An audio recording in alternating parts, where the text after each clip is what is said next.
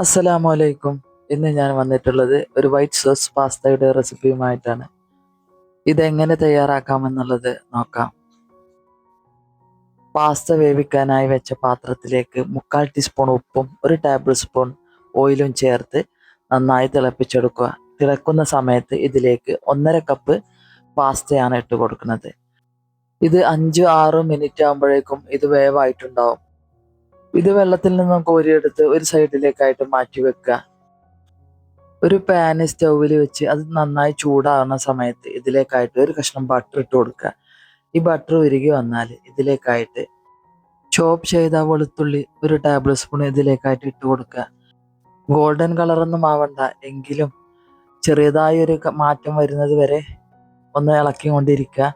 ഇതിലേക്കായിട്ട് 1 table spoon മൈദപ്പൊടി ഇട്ട് കൊടുക്കുക. ഇതും ബട്ടറുമായിട്ട് യോജിപ്പിച്ചതിന് ശേഷം ഇതിലേക്കായിട്ട് 1 കപ്പ് പാലാണ് ഒഴിച്ചു കൊടുക്കുന്നത്.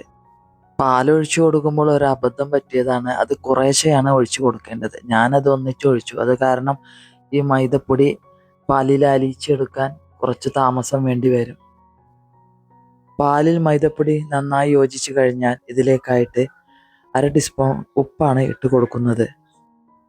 പിന്നീട് 1/2 ടീസ്പൂൺ കുരുമുളക് പൊടിയും. ഇതെല്ലാം കൂടെ ഒന്ന് നന്നായി യോജിച്ച് ഒന്ന് തിള വരുന്ന സമയത്ത് ഇതിലേക്കായിട്ട് നമ്മൾ വേവിച്ച് മാറ്റിവെച്ച പാസ്ത ഇട്ട് കൊടുക്കാം.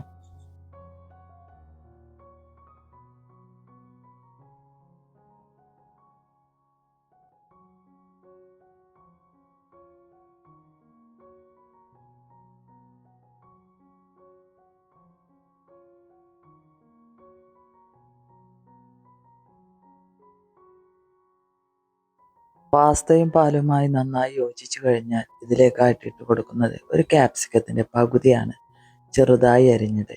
പിന്നെ സ്വീറ്റ് കോൺ 1/4 കപ്പ് അതും ഇട്ട് കൊടുത്ത് നന്നായി യോജിപ്പിച്ചെടുക്കുക. ഇതെല്ലാം കൂടെ നന്നായി ഇളക്കി മറിക്കുമ്പോൾ ഇതിൽ വെള്ളത്തിൻ്റെ അംശം കുറവായി തോന്നിയാൽ വേണമെങ്കിൽ 1/2 കപ്പ് പാൽ ഒഴിച്ചു കൊടുക്കാം. പാലില്ലെങ്കിൽ 1/2 കപ്പ് ചൂടുവെള്ളം ഒഴിച്ചു കൊടുക്കാം. ഇത് ഇങ്ങനെ തന്നെ കഴിക്കാനും രസം തന്നെയാണ്.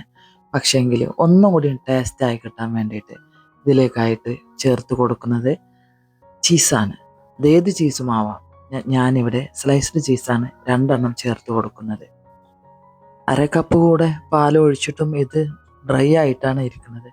അതുകൊണ്ട് ഞാനിതിലേക്ക് 1/2 കപ്പ് ചൂടുവെള്ളമാണ് പിന്നെ ഒഴിച്ചു കൊടുത്തിട്ടുള്ളത്.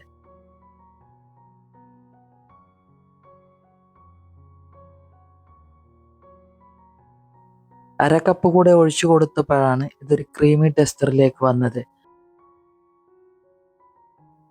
ഇപ്പോൾ ഈ കാണുന്ന ഭംഗി തന്നെയാണ് ട്ടോ. ഇതിൻ്റെ കഴിക്കാനും നല്ല രസമുണ്ട്. നമ്മുടെ മക്കൾക്കൊക്കെ നന്നായി ഇഷ്ടപ്പെടും. അപ്പോൾ നിങ്ങൾക്ക് ഈ വീഡിയോ ഇഷ്ടമായി എന്ന് കരുതുന്നു. ഇഷ്ടമായെങ്കിൽ ലൈക്ക് ചെയ്യുക, സബ്സ്ക്രൈബ് ചെയ്യുക, ഷെയർ ചെയ്യുക. ഇൻഷാ അല്ലാഹ് മറ്റൊരു വീഡിയോയുമായി വരുന്നത് വരെ ബൈ. അസ്സലാമു അലൈക്കും.